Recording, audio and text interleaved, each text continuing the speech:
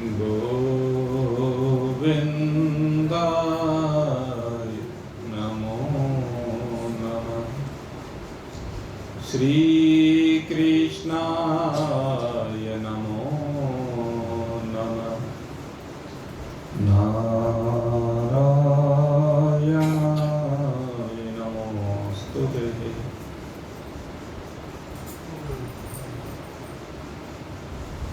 उपस्थित भगवत प्रेमी सज्जन वृंद, भगवान की असीम महान महती दयाद्र करुणाद्र कृपा के परिणाम स्वरूप नित्य निरंतर भगवत प्राप्ति के पथ पर हम अग्रसर हैं और इसके लिए वर्तमान में हम श्रीमद् भगवद गीता के आश्रय में आए हैं, अथवा कह लीजिए भगवान श्री कृष्ण के आश्रय में आए हैं।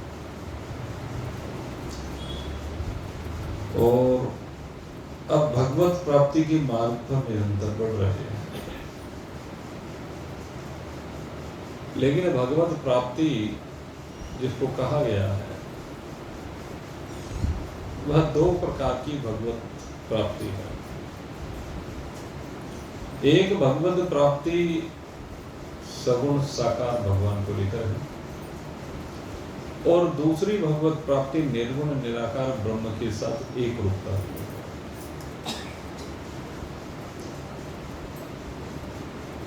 भक्ति इसमें सहायक है। इसलिए भगवान भक्ति की बात तो करते हैं, लेकिन भक्त की बात पहले करते हैं, क्योंकि भक्त ही भक्ति करता है और भक्त के प्रेम के अधीन होकर ही भगवान चले जाते हैं। भगवान के प्रति जिस जिस भक्त का जैसा जैसा प्रेम रहा है उस प्रेम के वशीभूत होकर के भगवान उसके सन्मुख आए। भगवान कहते हैं मेरे चार प्रकार के भक्त हैं। चतुर्विधा भजन्ते मां जना सुकृतिनो अर्जुन। ये अर्जुन जो सुकृत हैं, जो इस पथ पर आगे बढ़ रहे हैं, वो चार प्रकार के भक्त हैं। आर्त जिज्ञासु अर्थार्थी ज्ञानी चाहिए। पहले तीन भक्तों की बात की, आर्त की बात की, अर्थार्थी की बात की और फिर जिज्ञासु की बात की। और जो जिज्ञासु होता है, कल आपको बताया कि जिज्ञासु ही आगे ज्ञानी बन जाता है, ब्रह्म ज्ञानी बन जाता है। और भगवान कहते हैं कि जो ज्ञानी है ये तो भाई मेरा स्वरूप ही है। अब इसी ज्ञानी की महत्ता को, इसकी विशेषता को पूर्णता में लाते हुए भगवान कह रहे हैं। ये मंत्र 19वां मंत्र 7वें अध्याय का बहुत महत्वपूर्ण मंत्र है। और ब्रह्म प्राप्ति के समय क्या स्थिति होती है उसका वर्णन करने वाला है उत्तरार्ध में। पूर्वार्ध में तो भगवान विशेषता बता रहे हैं। आपने शुरू में भी इसमें श्रवण किया था, मनुष्याणाम सहस्त्राणाम आई थी ना बात। हजारों मनुष्यों में कोई मेरी प्राप्ति के लिए आगे बढ़ता है और बढ़ने वालों में कोई बिरला होता है जो मुझे तत्व से जान पाता है। तो तत्व से जानने वाला ज्ञानी है। इसलिए भगवान कहते हैं बहूनां जन्मनामन्ते ज्ञानवान मां प्रपद्यते। कहते बहुत जन्मों में जब अंत का जन्म होता है, यहां पर बहुत जन्मों की बात है। अब ये जो बहुत जन्मों की बात आती है, अगर ज्ञानी में देखा जाए तो ज्ञानी में तो कहते हैं जन्म होता ही नहीं। ज्ञानी का कैसा जन्म? तो कहते लेकिन पहले बहुत जन्म जो हो चुके हैं उनमें बहुत प्रयास जिसने कर रखे हैं, भगवत प्राप्ति के मार्ग पर जो उसमें बढ़ा है, जिसने बहुत परोपकारी कार्य किए हुए हैं निश्चित भाव से, तो उनके लिए कह रहे हैं बहुनाम जन्मनान्ते, बहुत जन्मों में जो अंतिम जन्म है, लास्ट, जिसमें अपने स्वरूप का बोध हो जाता है। कहते हैं कि उन जन्मों में अंतिम जो जन्म होता है, जिसमें अपने स्वरूप की उपलब्धि होती है, और स्वरूप की उपलब्धि होने पर उसको भगवान की प्राप्ति हो जाती है। और कैसे भगवान की प्राप्ति होती है, अब इस बात को भगवान बता रहे हैं।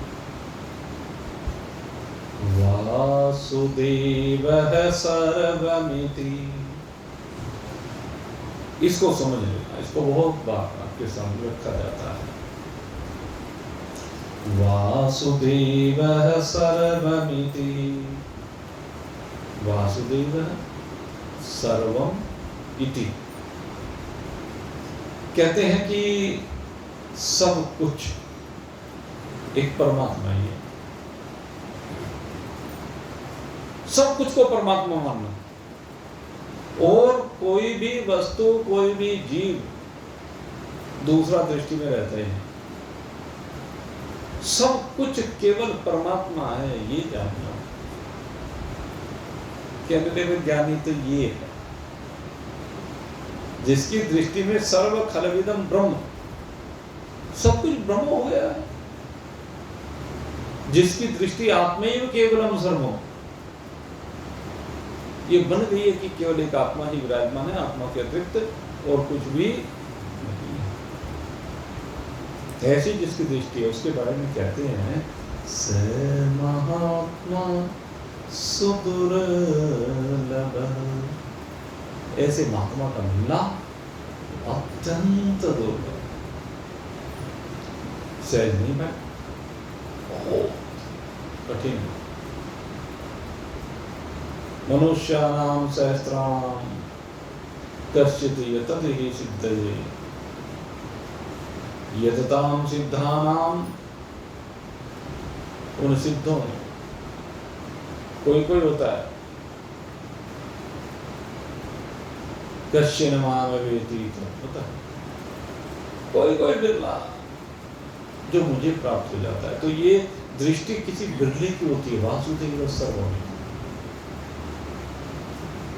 हर साधक की ये दृष्टि नहीं हो सकती, इसलिए कहा स महात्मा सुदुर्लभ है। वो महात्मा है और अत्यंत दुर्लभ है, क्योंकि कभी कभी ऐसा महात्मा अवतरित होता है, अन्यथा तो अधिकांश केवल सगुण साकार में ही अटके रहते, उसकी सीमा से बाहर नहीं निकलते। और ऐसा नहीं कि ज्ञानी अगर मंदिर में कहीं भगवान का स्वरूप दिखाई देता है तो उसको नमस्कार ना करता हो, ऐसा नहीं।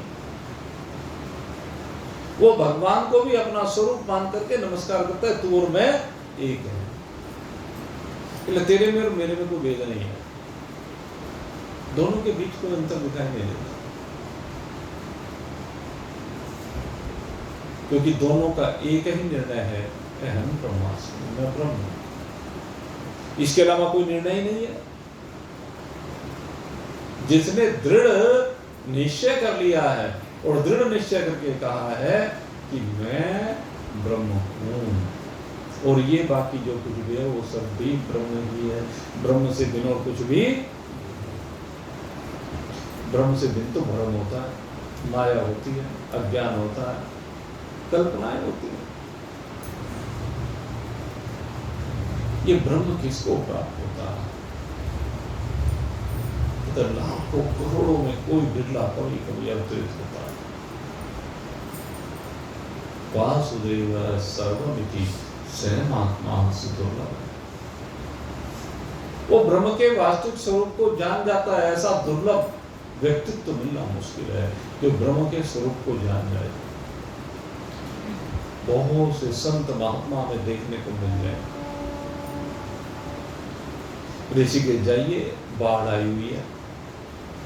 ऋषिकेश जाइए, बाढ़ आई हुई है। इन दो जगहों पर महात्मा ही महात्मा दिखाई देंगे। जिधर को भी निकल जाए ऐसा नहीं हो सकता कि उधर को महात्मा दिखाई ना हो। हरिद्वार ऋषिकेश में मुख्य बात है। लेकिन महात्मा में भी वासुदेव सर्वमिति कहने लगे। केवल ऐसा एक आध बिरला होता है जिससे केवल भगवान दिखाई देते हैं, उसके अलावा कुछ नहीं। भगवान के अतिरिक्त तो किसी में कुछ नहीं देखता। चराचर जगत में उसकी दृष्टि केवल परमात्मा में ही होती है। दृष्टि ज्ञान में कृत्वा पश्चित ब्रह्म में, उसे अपनी दृष्टि में ब्रह्म के अतिरिक्त अब और कुछ भी भाषित नहीं होता है। तो कहते हैं ऐसे महात्मा का मिलना अत्यंत दुर्लभ है। सगुण साकार के द्वारा परमात्मा को प्राप्त करने वाले तो बहुत है, क्योंकि सगुण साकार में प्रेम की अधिकता होती है। लेकिन जो भगवान को सगुण साकार रूप में प्रेम करके भगवान को पा लेता है, उसको भी ज्ञानी नहीं कहा। भगवान ने उसको कहीं ज्ञानी नहीं कहा। भगवान उसे तो अपने लोक में ले जाते हैं और अपने लोक में ले जाकर के भगवान उसको ये ब्रह्म ज्ञान प्रदान करते हैं। तब उसके अंदर योग्यता आती है ज्ञान को ग्रहण करने। और कहने लगे भाई स्वर्ग में जाने का, वैकुंठ में जाने का, वहां रहने का जो भी सिस्टम है, कहने लगे उसमें टाइम खराब क्यों करते हो?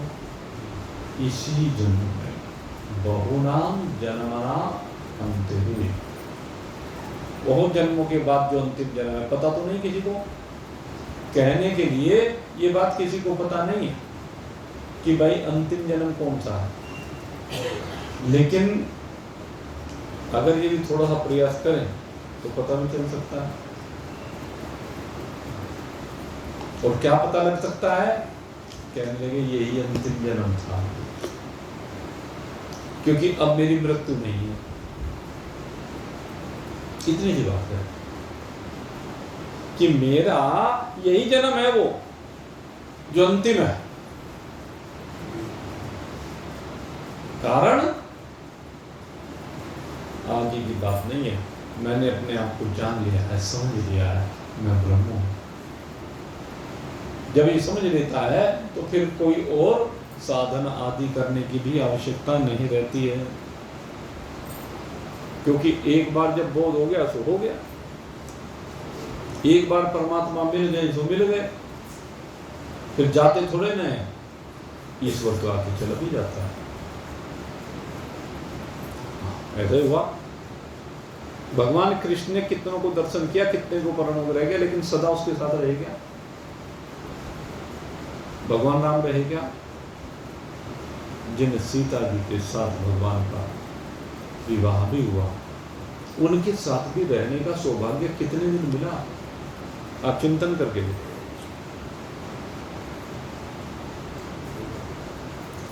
विवाह के उपरांत थोड़ी सी अवधि, फिर 14 वर्ष का वनवास, वहां से आई तो थोड़ी सी अवधि, फिर सीता जी का वनवास। सीता ही तो बेचारी वनवास मिलेगी वाल्मीकि जी के आश्रम पर। तो बड़ी विकट स्थिति है जब वो खुद ही विपरीत परिस्थितियों में फंसे हुए हैं, तो दूसरे जो भी उनके संपर्क में आए, दर्शन हुए, दर्शन से कृपा भी हुई, उनके सारे जीवन के अभाव भी दूर हुए, लेकिन वहां द्वैत बना है। मैं अलग हूं और जीव अलग है, ये द्वैत बना रहता, ये भेद बना रहता।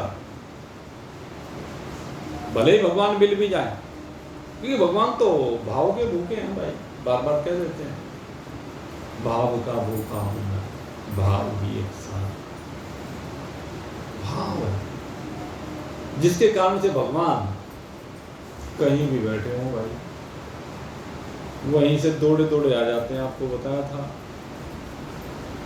दुशासन ने जब हाथ आगे बढ़ाया तो दृग बिंदु से द्रौपदी निकला, नहीं देर की द्वारिका से पधारे अमित रूप होकर के साड़ी में, हरताल था आपका रूप धारे, श्री कृष्ण गोविंद मोहन मुरारे।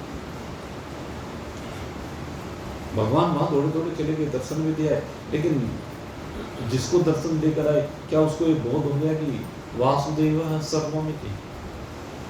हुआ क्या बताओ? आप खुद ही सोचिए, भगवान के दर्शन होने के बाद भी उनको बोध नहीं हुआ। बोध तो जब होता है, कहते जब वो कराते हैं, वो सदगुरु के माध्यम से कराएं या स्वयं आकर के कराएं। अर्जुन को स्वयं करा रहे हैं और भक्तों को माध्यम प्रदान कर रहे हैं महान पुरुषों का। लेकिन वो उपाय बता रहे हैं जिससे भगवान आ जाए, और भगवान जब दिल के तार से तार मिल जाता है, जब भगवान के दिल के साथ अपना दिल मिल जाता है, जब हमें भगवान के अतिरिक्त तो कुछ सूझता नहीं, जब हमारी दृष्टि में केवल भगवान ही भगवान रह जाता है, जब हम भगवान के चरणों में प्रेम करने वाले होते हैं, हमारा अनुराग भगवान के प्रति दिन प्रतिदिन बढ़ता चला जाता है, हमें भगवान के अतिरिक्त फिर कुछ सूझता नहीं, ऐसी स्थिति है। तो जब ऐसी स्थिति होती है तो उस समय भगवान दौड़े दौड़े चले जाते हैं। प्रभु बंधे हुए खींचे हुए चले आएंगे, प्रभु बंधे हुए खींचे हुए चले आएंगे, जरा तारों से तारे मिला के तो दे, प्रभु बंधे हुए खींचे हुए चले आएंगे, जरा तारों से तारे मिला के तो दे, प्रभु बंधे हुए खींचे हुए चले आएंगे। जी हाँ, जिसने गाया मिला उसको मुक्ति का दान, जिसने गाया मिला उसको मुक्ति का दान। सीधे कह दिया आपने, जिसने गाया, क्या गाया? भगवान की महिमा को गाया, भगवान के स्वरूप को गाया, भगवान कैसे हैं ये बताया। तो सबसे पहले ऐसे भक्तों की बात कर रहे हैं, जिसने गाया मिला उसको मुक्ति का दान, पत्थर पानी तरा जिस पे रघुबर का नाम, पत्थर पानी तरा जिस पे रघुबर का नाम, तेरी नैया किनारे से लग जाएगी, तेरी नैया किनारे से लग जाएगी, नाम उसका तो दिल में बसा के तो देख, नाम उसका तो दिल में बसा के तो देख, प्रभु बंधे हुए खींचे हुए चले आएंगे, जरा तारों से तारे मिला के तो देख, जरा तारों से तारे मिला के तो देख, प्रभु बंधे हुए खींचे हुए चले आएंगे, जरा तारों से तारे मिला के तो। तार मिलने पर क्या होता है? कहते जिसने गाया उसको तो मिला ही है, लेकिन देखो तो सही सारी बात सिरा पड़ी हुई है। भगवान समुद्र से प्रार्थना कर रहे हैं, समुद्र प्रकट नहीं हो रहे हैं, आके धनुष्मान निकाल देते हैं, वह भी न हो न प्रीत। और जब भय दिखाते हैं तो उस समय समुद्र देव प्रकट हो जाते हैं, और जब समुद्रदेव प्रकट हुए तो समुद्रदेव के प्रकट होने पर क्या हुआ? क्षमा याचना, मैं तो अज्ञानी हूँ, मूढ़ हूँ, बालक हूँ। और गोस्वामी जी महाराज ने यहीं पर वो चौपाई बुलवाई है, सबसे प्रमुख चौपाई है वो, जिसके ऊपर लोग पता नहीं क्या क्या आक्षेप करते हैं, क्योंकि उसको जानते नहीं है। जिनकी संकुचित सोच है, बहुत सीमित सी सोच है, ये उनकी बात है। ढोल गंवार शूद्र पशु नारी, ढोल गंवार शूद्र पशु नारी, ये सब ताड़न के अधिकारी। ढोल हो, गंवार हो, शूद्र हो, पशु हो, नारी हो, कहने लगे सब ताड़न के अधिकारी हैं। यहाँ पर ताड़न शब्द का जो प्रयोग है वो बड़े व्यापक अर्थ में किया गया है। ये जो ताड़न शब्द है, ताड़न का अर्थ प्रताड़न नहीं है, किसी को कष्ट देना नहीं है, किसी की भावनाओं को ठेस पहुंचाने का नहीं है। अरे भाई, उस समय वर्ण व्यवस्थाएं हुआ करती थी, उन वर्ण व्यवस्थाओं के तहत ये सब शब्द कहे जाते थे। अब तो वर्ण व्यवस्थाएं समाप्त होती जा रही है। और आपको एक बात बता दें, वर्ण व्यवस्था हमारी भारतीय संस्कृति की जान होती थी। इस वर्ण व्यवस्था में फर्क कहाँ आया? कहते हैं जिस समय इस वर्ण व्यवस्था का दुरुपयोग किया। मनु महाराज ने जो मनुस्मृति में सिद्धांत दिए हैं वो आज भी अकाट्य हैं, आज भी बिल्कुल 100% खरे हैं। लेकिन क्योंकि अज्ञानी की पहुंच वहां तक नहीं है, और संसार में ज्यादातर अज्ञानी ही है भाई, ज्ञानी तो कोई कोई बिरला होता है। यहां पर विशेष रूप से ताड़न से अर्थ है शिक्षा, ताड़न से अर्थ है समझ, ताड़न से अर्थ है समझाना। भाई तूने जो बात कही ना, इशारों इशारों में हम ताड़ गए, अर्थात हम समझ गए। यह है ताड़न से, हम तेरी बात को इशारों इशारों में समझ गए भाई, हम ताड़ गए। तो ताड़ का अर्थ समझ। कहते हैं इनको समझने की आवश्यकता है, इनको दबाने की आवश्यकता नहीं है। उस समय जो व्यवस्थाएं थी, उन व्यवस्थाओं में कहीं से वर्ण व्यवस्था में दोष आना प्रारंभ हुआ, और दोष जब आना शुरू हुआ तब थोड़े बहुत इनको हेय मानना प्रारंभ किया कुछ को। तो उसके कारण से उनका क्या हुआ कि एक तरह से उनको बहिष्कृत से उस समय पर किया गया। इसलिए कहा कहने लगे नहीं भाई, समझो और समझाओ, इनको भी समझो, इनकी बात को भी समझो, इनके कार्य को भी समझो, और तब जाकर के जो विद्वान है उनकी समझ में आ गई बात। गोस्वामी जी की समझ में तो आई गई। कहने लगे ढोल बजाने लगो, ढोल बजाने से कुछ होने वाला नहीं है। ढोल बजाना एक कला है। संगीत एक कला होती है। हमने देखा एक बार एक बांसुरी वादक को, कहाँ देखा ये तो ध्यान नहीं, लेकिन कहाँ देखा था? जींद हाँ हाँ, कहीं ऐसी जगह गए थे तो वहां देखा, इतनी सुंदर बांसुरी बजा रहा था, बड़ी मनमोहक बांसुरी थी। और अब हम बजाने लगे, भाई हमारे तो बजती नहीं है।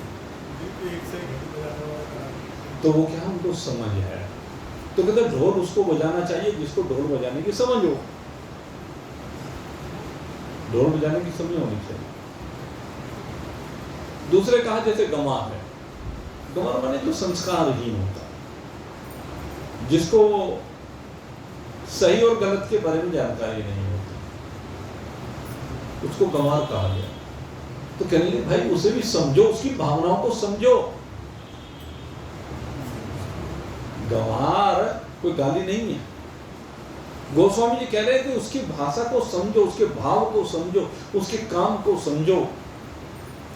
ये नहीं गंवार कहीं का कह दो और छुट्टी, गाली दे दी और छुट्टी हो नहीं।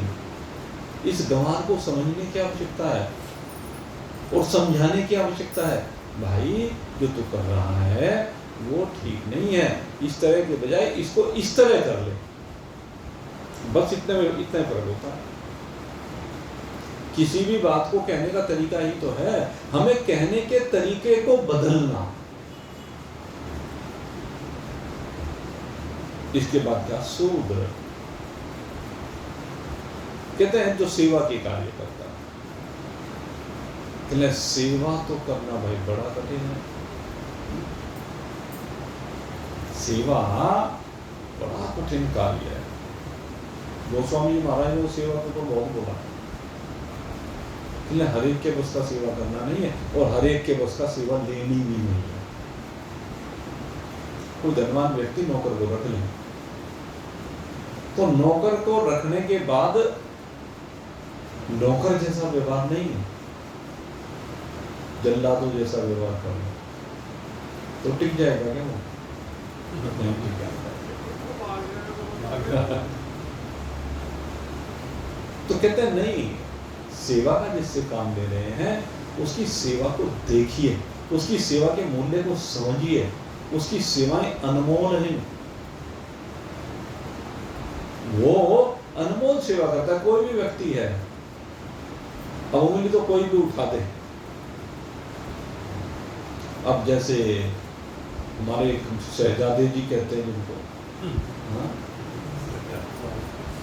अडानी अदानी, पहले ये ठेका उसे दे दिया, ये उसे दे दिया, सारे एयरपोर्ट उसे बेच डाले, सारे बंदरगाह बेच डाले, सारे उसे बेच डाला। उसको दिखता मेरे मित्रों, ये जो देश के सबसे बड़े सेठ हैं, इनकी सेवाएं देखोगे ना, अगर देखने लगे, हम देखते नहीं। जिस दिन इनकी सेवा को देख लेंगे हमें लगेगा हम तो किसी श्रेणी में नहीं। लाखों लोगों को रोजगार दे रखा उन्होंने। चिंतन करके देखिए, अगर ऐसे लोग नहीं होंगे तो दुनिया चल नहीं सकती, भारत चल नहीं सकता, प्रगति कर नहीं सकता। एक एक व्यक्ति करोड़ों करोड़ों रोजगार सृजन कर रहा है, करोड़ों लोगों को रोजगार दे रहा है। कितनी बड़ी सेवा है। और जिस परोपकार की भी हम बात करते हैं ना, जरा जाके देखो उनके भंडारे कैसे चलते हैं, जरा जाके देखो उनका दान कितना जाता है। लेकिन हम लोगों को क्योंकि पता नहीं है, इसलिए हमें तो बस कहने से काम है। कमियां निकाल, अरे बंदरगाह किसी को दिया गया तो किसी को तो दिया जाना था। अगर उसमें अदानी को दे दिया तो क्या जुर्म कर दिया? उसमें भी एक बात हो रहा है, राजस्थान में कांग्रेसी गवर्नमेंट की अशोक गहलोत 64,000 करोड़ रुपए का ठेका अदानी को दिया। ये इसमें राजनीति की आवश्यकता नहीं, कोई तो काम करेगा। अब जो बड़े काम होंगे बड़े लोग करेंगे। हमारी सामने में तो कोई ऐसा है नहीं जिसको बंदरगाह का ठेका दिया जा सके। है किसी में अपनी शक्ति सामने में कोई ऐसा सेठ नहीं जो इस तरह का कार्य कर सके। तो वो सेठ कुछ गिनती के होते हैं और वो कितनी सेवा कर रहे हैं वो तो जरा उनके हिसाब किताब को जो हम देखेंगे चल पता चलेगा। लेकिन कौन देखता है? कहते जो समझदार है, जिसको समझ है। तो इसीलिए सेवा को वो जान सकता है जिसको समझ है, और जब समझ आ जाती है तो सेवा करने वाले के प्रति भाव श्रेष्ठ बन जाता है। पैसा अपनी जगह है, सेवा अपनी जगह है। अगर सेवा हो रही है उसके बदले में धन दे रहे हो तो कोई आप उसके ऊपर एहसान नहीं कर रहे। सेवा के बदले में धन देना ये एहसान नहीं है। अपना काम है, उसके भी भाव हैं, उसका भी अपना अहम है। और अगर यदि हम उनके अहम पर कोई चोट करेंगे, उसको ठेस पहुंचाएंगे, तो वो ऐसा काम करेगा कि आप कल्पना नहीं कर सकते, कुछ भी कर पाएंगे।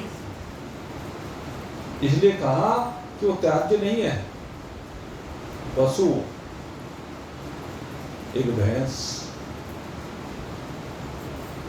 उसके गले में पड़ी हुई सांकल, उस सांकल को पकड़ करके चढ़ के देखो, पकड़ के देखो जरा, चल देगी क्या तुम्हारे साथ? जिसने उसको पाल रखा है, जिसके पास वो रह रही है, उसको उसकी समझ है, वो एक हाथ फिराएगा और चल देगी, वो उसकी भाषा को समझती है। तो हमें कहते हैं पशु की भाषा को भी समझना होगा। नारी, कहते नारी के भावों को समझने की आवश्यकता है। नारी बड़ी भावुक होती है, नारी बड़ी तपस्विनी होती है। हम उसके तप को देखते नहीं, उसकी मेहनत को देखते नहीं। कहते उसको समझो और समझ करके उसका सम्मान करना सीखो। नारी का देवी के रूप में सम्मान किया जाता है, पूजा जाता है। लक्ष्मी के रूप में उसका आह्वान किया जाता है, सरस्वती के रूप में विद्या का आह्वान किया जाता है। वो शक्ति है। कहते जिसके अंदर जो भी शक्ति है वो इसी भगवती की है। ज्ञान शक्ति के रूप में माँ सरस्वती है, द्रव्य शक्ति के रूप में माँ लक्ष्मी है, क्रिया शक्ति के रूप में माँ गौरी है, तेज बल रूपी शक्ति के रूप में हमारे अंदर गायत्री है, सावित्री है, बैठी हुई है। और प्राण शक्ति, जिससे सबके शरीरों में प्राणों का संचार हो रहा है, उस शक्ति के रूप में माँ राधिका रानी है। तो इस प्रकार से ये शक्ति है। इस शक्ति को पहचानने की आवश्यकता है, उसे शक्ति ही नहीं समझना चाहिए। इसलिए ये जो चौपाई यहाँ पर कही गई है, ये कोई सामान्य चौपाई नहीं है, ये बड़ी दिव्य चौपाई है, बड़े दिव्य भाव है। लेकिन किसकी समझ में आएंगे? तो समझना चाहे उसकी समझ में आएंगे।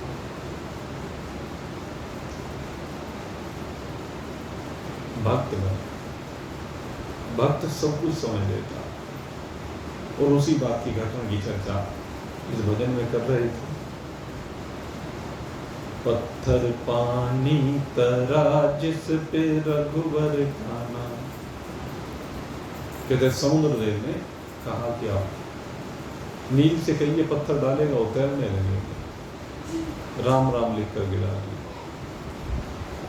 राम राम लिख करके पत्थर डालता गया तो पत्थर तरते चले गए। ये है राम की भक्ति, ये है राम का विश्वास, ये है राम से प्रेम। पुल तैयार हो गया। कहते हैं जिसके अंदर ऐसा भाव है वो राम को कैसे प्राप्त नहीं होगा। ये नील भी जब भगवान यहाँ से अपनी यात्रा का पर्यवसान करके जाते हैं तो नील साथ में जाता है। ये है सेवा को समझना, अपने साथ लेकर जा रहे भगवान। निषाद राज को जिसे मित्र बनाया है भगवान ने, तो उसे साथ में लेकर जा रहे हैं भगवान। सुग्रीव को साथ में लेकर जा रहे हैं। ये है मित्रता का नाम। दुख में सुख में सदा साथ में, तो भगवान ऐसे को मिलता है। सुग्रीव कोई सामान्य मानव नहीं है। आप चिंतन करके देखें, जिस समय भगवान ने समुद्र को पार किया और समुद्र को पार करने के बाद वहां कौन सा पर्वत है? सुबेल, सुबेल ही है। सुबेल पर्वत पर खड़े होकर के निरीक्षण कर रहे थे। त्रिकूट पर्वत पर बसी हुई लंका का दो मुख्य पर्वत है वहां पर, एक सुबेल है, एक त्रिकूट है। उधर रावण भी निरीक्षण करने के लिए आया था। सेना देखो भाई कितनी है इनकी, कहते हैं बहुत भारी सेना है। तो कहते हैं जैसे ही वो निरीक्षण कर रहे थे तो विभीषण जी ने बताया, ऊपर देखा, कहने लगे अरे ये चमक काहे की है, कहते कर्ण फूलों की है, मंदोदरी। मंदोदरी कहाँ है? वो रही। कहते ये कौन है? कहते यही रावण है, दुष्ट। और विभीषण जी तो राम जी को बता रहे थे कि ये दुष्ट रावण है,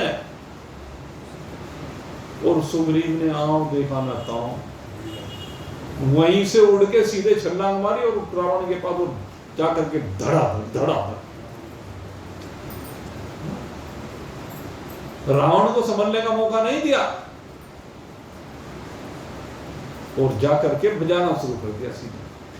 कोई बात नहीं है वहां, कोई बात नहीं। इतना क्रोध आया तो कितना प्रेम होगा राम जी से।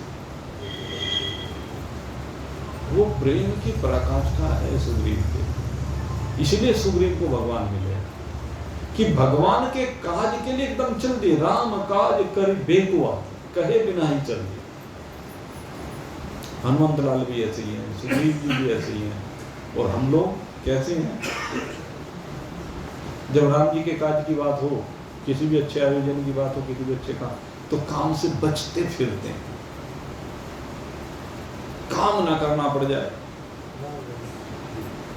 इसलिए दूर दूर रहते हैं। जहां मान सम्मान की बात हो वहां शकल दिखाने के लिए सबसे पहले आगे आ जाते हैं। तो ये मेरे मित्रों जो भाव होते हैं किसी किसी के पास होते हैं। इसीलिए कहा बहुनाम जन्मानंत, बहुत जन्मों में अंतिम जन्म जो होता है उसमें ज्ञानवान अंतिम जन्म वन पाता है, क्योंकि उसके हृदय में प्रेम है, समर्पण है। कैसा समर्पण है? जैसे धन्ना का समर्पण है। ये तो बाप बेटी दोनों का ही समर्पण है। धन्ना भी और धन्ना की बेटी भी। धन्ना की बेटी आती है ना, क्या नाम था उसका? कर्मा बाई। हाथ में लठ लेके बैठ गई। खाता है कि नहीं खाता है? खिचड़ खा ले रहता नहीं।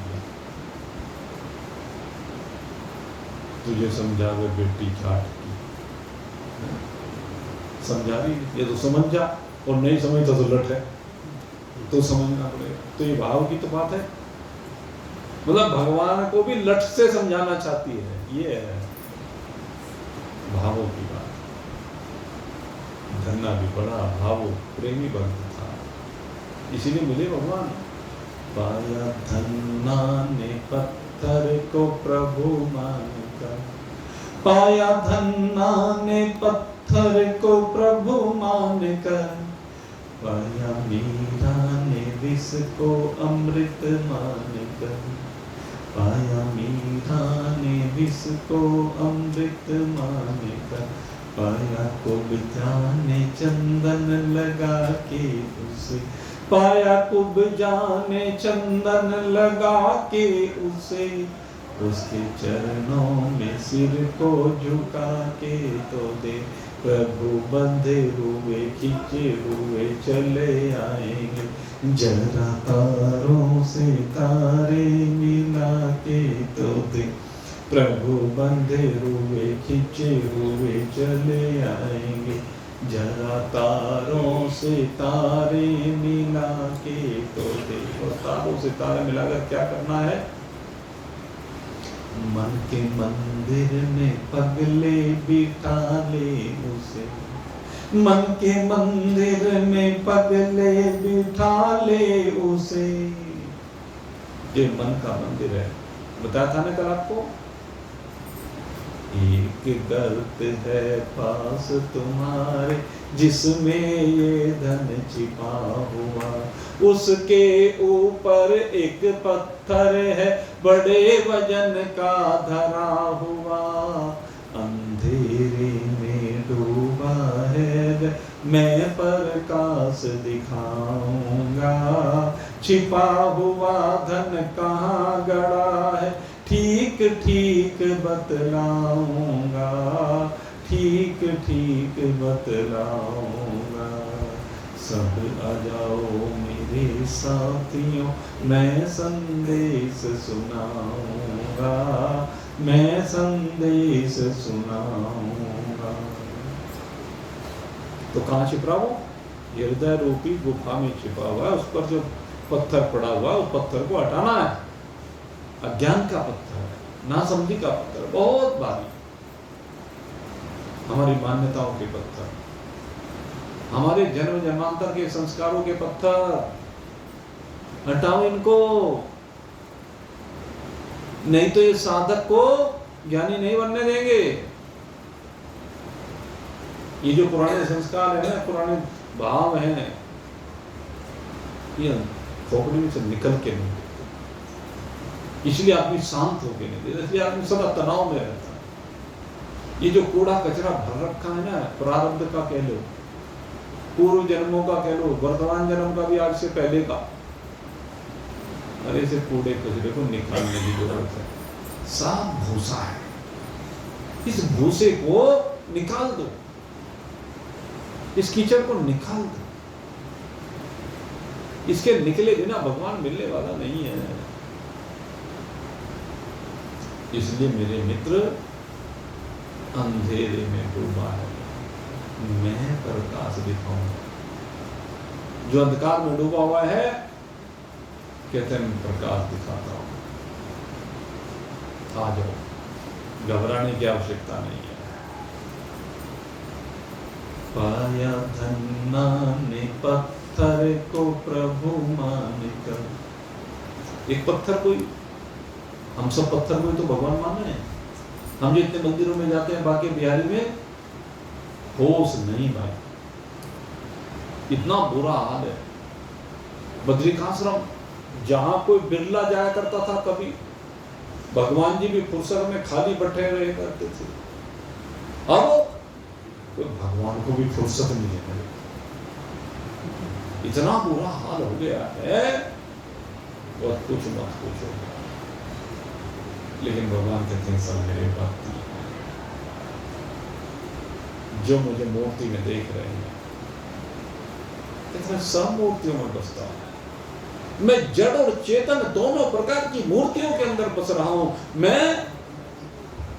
हर जगह पर विद्यमान हूं, कोई ढूंढने वाला चाहिए, इसलिए मूर्ति में मैं बैठा हूं।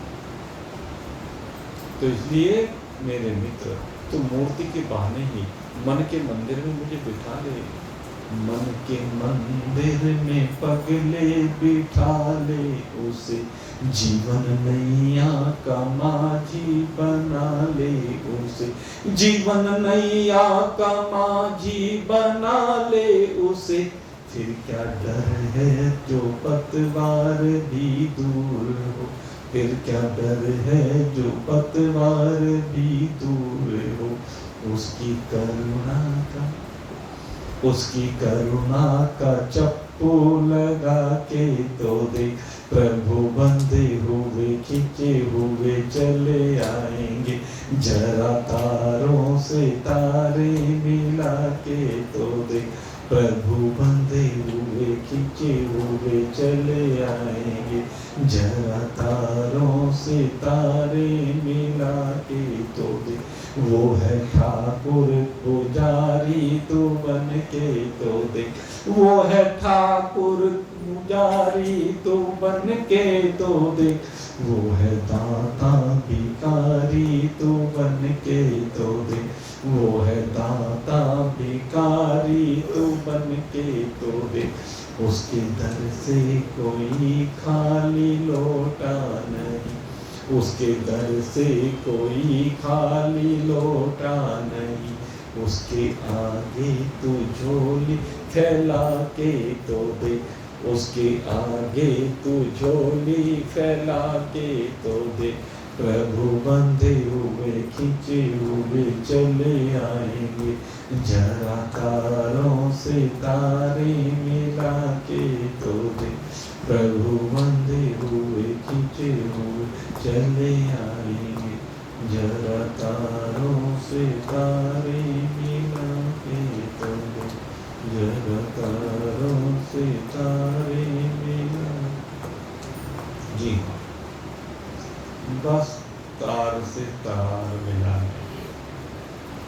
हमारे दिल के तार परमात्मा के दिल के तारों के साथ जुड़ गए और परमात्मा के दिल के तार हमारे दिल के साथ जुड़ गए। ये है मजे की स्थिति, ये आनंद की स्थिति, जब दोनों के तार जुड़े हों। और नहीं तो एक के जुड़ गए दूसरे के नहीं जुड़े तो बात नहीं बनती। तू और कहीं मैं और कहीं, यूं नाम को सिजदा कौन करे, जब अपने ही घर में खुदाई है तो गैर को सिजदा कौन करे, तो गैर को सिजदा कौन करेगा। क्या भाव दिया। कहने लगे बस मैं हूँ और तू है और मेरा दिल तुझ में डूबा हुआ है और तू भी प्रेम के साथ करुणा के साथ मेरे ऊपर मेरे शीश के ऊपर अपने वरदस्त को रखे हुए है। ये होती है आनंद की बात। और तू कहीं और मैं कहीं, क्या बात बनेगी।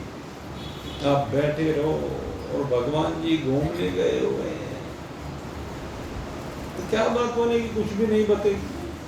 बात कब बनेगी, जब तू भी हाजिर हो और वो भी हाजिर, दोनों हाजिर हो, दोनों मिले हुए हों, दोनों बिल्कुल निकटस्थ हों और एक ऐसी स्थिति आ जाए कि बस मैं ना रहूं, वो ना रहे। अर्थात मैं जीव ना रहूं और वो परमात्मा ना रहे, बल्कि मिलकर के दोनों एक हो जाए। ऐसी जब दृष्टि हो जाती है तो इसलिए कहते हैं वासुदेव सर्वमिति सहमात्मा सुदुर्लभ। ये होता है वो दुर्लभ महात्मा जिसकी दृष्टि केवल परमात्मा ही हो गई है, जीवपना जिसका समाप्त हो गया है, जब तत्व से जो बाहर निकल जाए। ऐसी स्थिति में जो विराजमान है वो ही भाई आनंद रस का पान करता है और वो आप ही की तरह कोई होता है, आप ही में से कोई होता है, आप जैसा साधक होता है। आप निरंतर साधना के पथ पर ऐसे आगे बढ़ते हुए अपने स्वरूप का बोध प्राप्त करके अपने आप में विराजमान हो जाए। इन्हीं शुभ भावों के साथ आपके सत्संग को आप यहीं पर विश्राम दे लें। बोलिए सच्चिदानंद भगवान की।